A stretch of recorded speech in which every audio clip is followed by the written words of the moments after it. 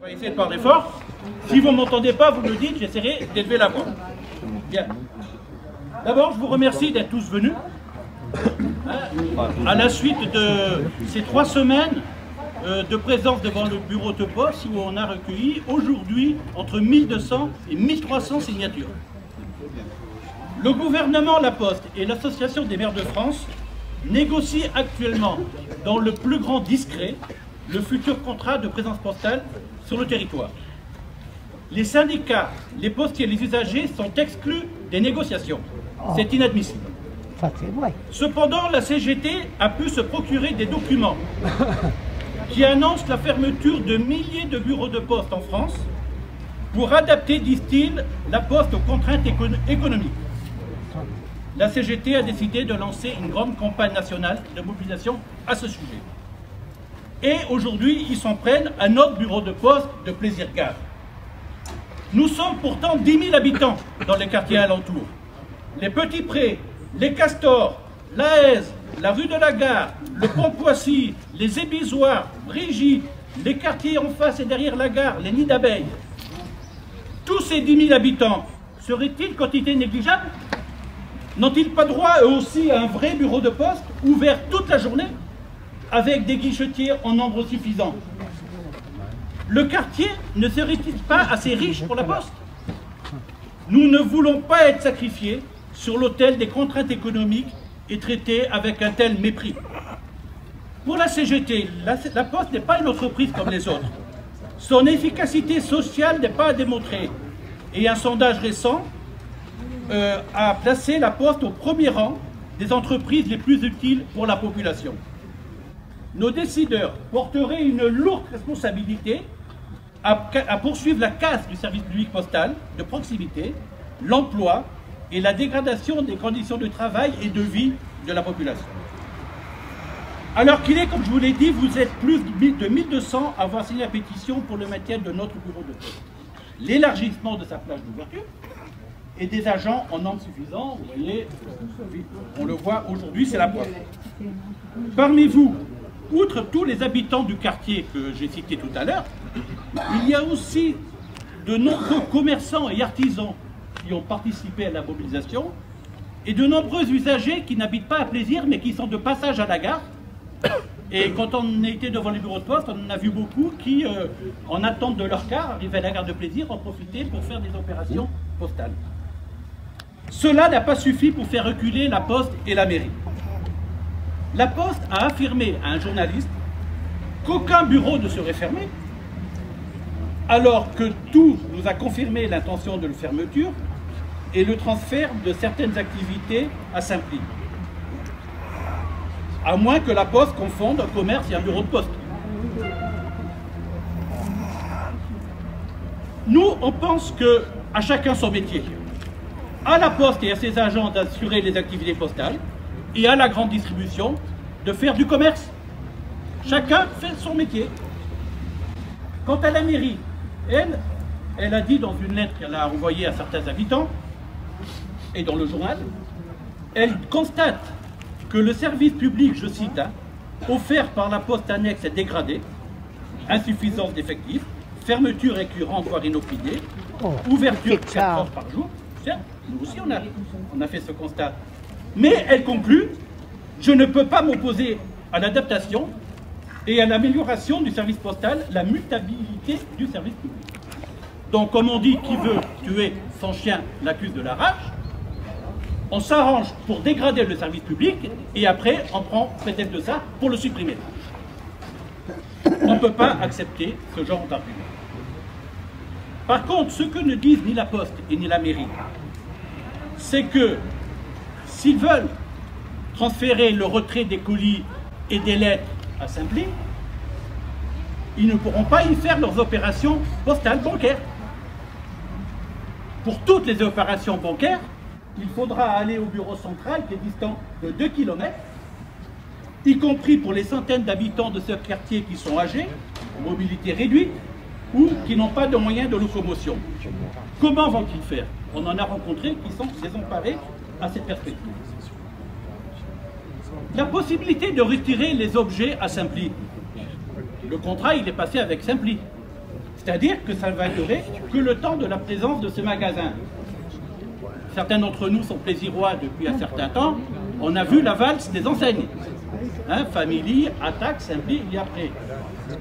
Quand Simply va disparaître, ben, le contrat va disparaître aussi, et donc il n'y aura plus cette possibilité.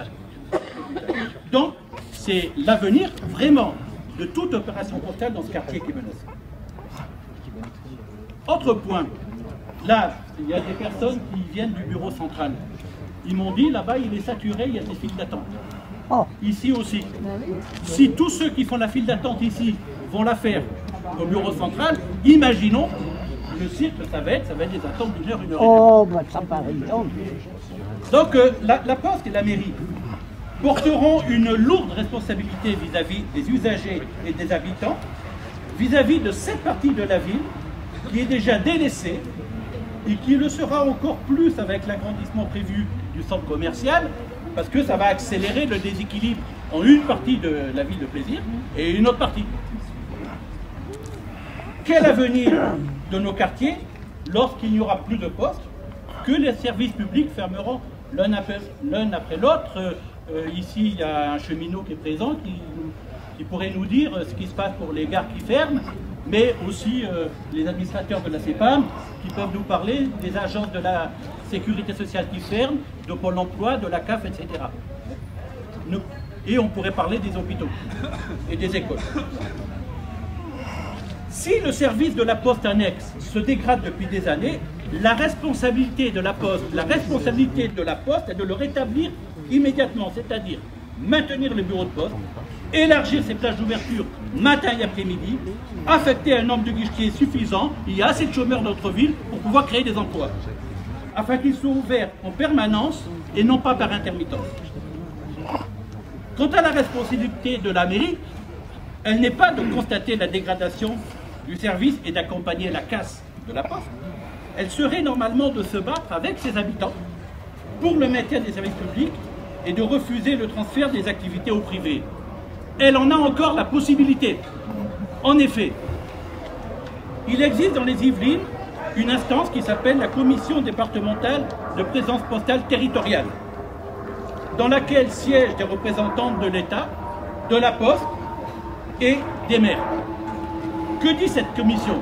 Je cite: « Toute évolution du statut d'un point de contact de la Poste, notamment bureau, est possible dans le respect des procédures suivantes. D'une part, sur la base d'un diagnostic partagé entre la Poste et la commune concernée. D'autre part, avec l'accord préalable du maire et du conseil municipal qui valide le changement de statut du point de contact et la nature du parc d'abord. Sans accord du maire et du conseil municipal, la Poste ne peut pas fermer comme elle le fait le gouvernement. » Et ce texte dit également, la Poste informe ses clients des modifications des conditions de distribution, etc. Il ne semble pas, nous sommes tous ici des usagers de la Poste, qu'on ait reçu une information de la Poste. Donc ils ne respectent même pas les règles qu'ils ont édictées eux-mêmes. Donc, sans l'accord du maire, la Poste ne peut pas fermer le bureau. Je dis ça parce qu'il y a la responsabilité de la Poste et celle de la mairie aussi dans cette affaire-là. C'est pourquoi, aujourd'hui, plus que jamais, nous appelons les habitants, les commerçants, les élus, les postiers à poursuivre, faire grandir la mobilisation, à intervenir auprès de la direction de la Poste, auprès de la mairie, pour faire barrage à ce nouveau coup porté à nos conditions de vie et à la vie de nos quartiers. Je vous remercie et je vais donner la parole à Jamel. Madame le maire du conseil municipal lors du précédent conseil de septembre. Hier, il y aura le DAB qui est là, ou le GAB, je ne sais pas trop, sera transféré à la gare. Donc, vous voyez la vision qu'a notre représentant, hein, la personne qui a été élue pour diriger notre ville vis-à-vis du service public et vis-à-vis de l'usage qui est... Elle n'habite pas à Plaisir. Et voilà, donc sur le fond, voilà, je n'en dirai pas plus par rapport à ce que les copains ont dit. Moi, je soutiens depuis le début parce que je trouve que ça fait partie du tissu, on va dire, local. Hein, la Poste, je ne reviendrai pas sur ce que tu as dit, Michel, sur le fond, c'est historique, effectivement. Si ça existe, si ça perdure, c'est que c'est un service qui est indispensable. Après, le fait d'interpeller la commission départementale, je lui en ai fait part faut savoir que Madame le maire de Plaisir est quand même quatrième vice-présidente du conseil départemental. Hein. Donc c'est une instance à laquelle le conseil départemental siège. Donc elle n'est pas sans le savoir, d'accord? Donc sur le fond, moi je pense qu'il faut continuer à être mobilisé. Il y a un conseil municipal jeudi. Je vous invite tous à venir au moins manifester devant et y assister. Moi je poserai une question fort embarrassante. Je suis désolé pour Madame le maire, mais sur le fond c'est quand même la vie de plusieurs Plaisirois qui est concernée par ça. Quand je dis Plaisirois, bien au-delà. La gare étant à côté, il y a quand même plein de gens qui viennent et qui utilisent le service de la Poste. D'accord? Je n'en dirai pas plus. On compte sur vous pour continuer. Le travail que les copains ont fait est vraiment très très fort. Je vois 1200 signatures. Franchement, chapeau. Hein. Chapeau. 20 h à la mairie. On est revenu à faire les conseils municipaux à la mairie. Merci.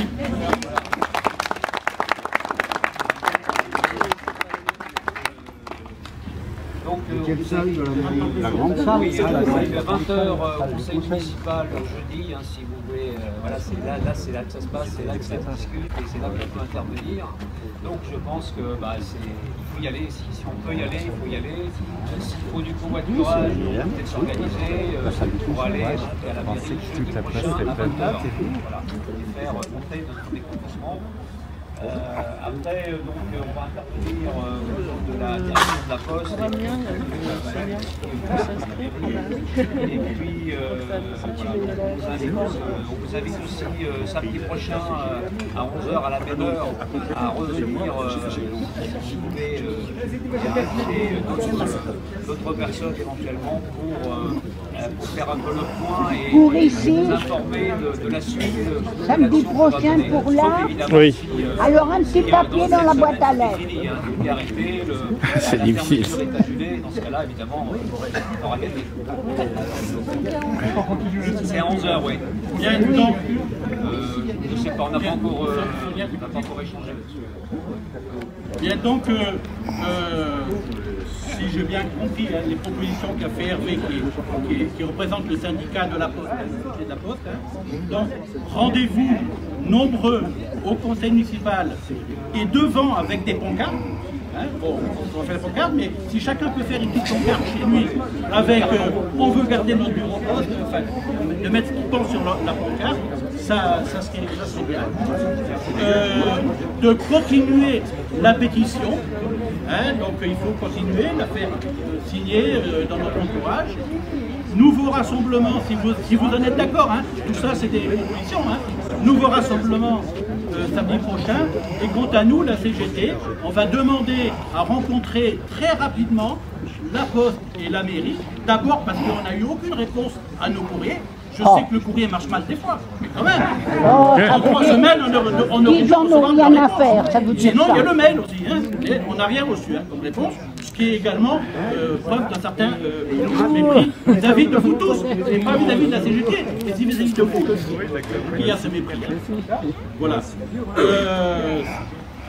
Est-ce qu'il y a des personnes qui ont des choses à dire ou des interventions à faire, hein? Il n'y a pas que nous qui parlons, hein, voilà. Sonia, Vandois. Michel. Sinon, si vous avez la possibilité de faire signer autour de vous, il y a des pétitions vierges qui sont là, donc on peut encore continuer, comme l'a dit Michel. Donc vous pouvez prendre sur la petite table là-bas des pétitions, il y a l'adresse pour le retour des pétitions et on continue et plus il y en aura et plus ça nous aura. Merci. Voilà. Ah oui. Bon, mais après, c'est bien d'avoir essayé. Bien, un complément. Et si elle veut dire quelques mots? Tout le plaisir est pour moi parce que ça fait plaisir de voir autant d'usagers, d'habitants se mobiliser au quotidien pour défendre les services publics. C'est évidemment une bagarre qui tient très à cœur à la CGT. Les services publics sont vraiment un bien commun fondamental qui sont très mal menés depuis des années. C'est aussi important en termes d'emploi, bien sûr, pour les agents des services publics eux-mêmes, mais aussi pour l'emploi en général, parce que là où il n'y a pas de service public, il y a beaucoup moins d'entreprises qui s'installent où elles déménagent, donc ça touche évidemment tous les emplois et puis bien sûr les services publics. basique, c'est la solidarité, c'est l'accès à tous, et évidemment des services publics qui fonctionnent et de proximité, c'est fondamental. Malheureusement, il n'y a pas que la Poste qui est concernée. On vient d'apprendre que la CEPAM, l'assurance maladie, envisage à nouveau une série de fermetures de points d'accueil. Pour la CAF, c'est pareil. Avec Pôle emploi, c'est la même chose. On prétend remplacer ça avec des maisons de services au public, avec des agents. On ne sait pas avec quel statut, on ne sait pas former comment, qui serait censé répondre à toutes les questions, aussi bien pour Pôle emploi que pour l'assurance maladie. On se doute bien que le service rendu ne sera pas à la hauteur. Donc bravo à tous pour cette mobilisation qui n'est pas terminée. Je pense qu'on peut gagner cette bataille, qu'on peut maintenir l'ouverture du bureau de poste et des services publics de proximité. Et des bagarres comme ça, il y en a un peu partout en France aujourd'hui. Donc c'est vraiment un mouvement de fond. Et c'est très beau de voir autant de personnes prêtes à se mobiliser, à défendre les services publics. Merci à tous.